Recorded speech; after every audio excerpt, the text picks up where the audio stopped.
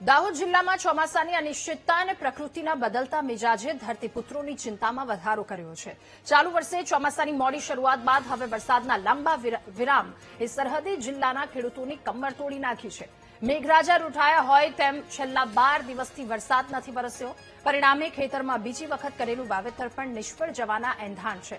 વરસાદ પડતા જ ખેડૂતોએ ખેતરમાં વાવણી શરૂ કરી દીધી હતી, પરંતુ પ્રથમ વાવણી બાદ તરત જ વરસાદ ખેંચાઈ જતા કમનસીબે વાવેતર સુકાઈ ગયું હતું. પ્રથમ પ્રયાસની નિષ્ફળતા બાદ પણ હિંમત હાર્યા વગર ખેડૂતોએ બીજી વખત ખેતરોમાં વાવણી કરી, પરંતુ છેલ્લા 12 દિવસથી વરસાદ ખેંચાયો છે.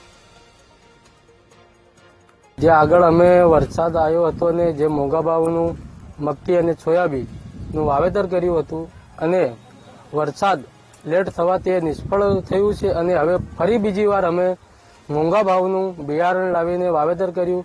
એમાં પણ આ ક્યાંક ને ક્યાંક આ વરસાદ લેટ થવાના કારણે આ પણ નિષ્ફળ જાય એવી અમને સંભાવના છે.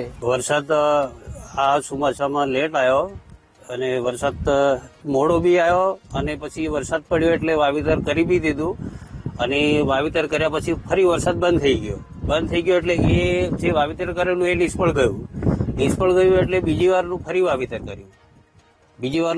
કર્યું એટલે એ વાવેતરની અંદર ફરી શું છે કે ફરી વરસાદ રોકાયો એટલે ફરી બી વરસાદ ના આવે તો ફરી બી આ નિષ્ફળ જાય.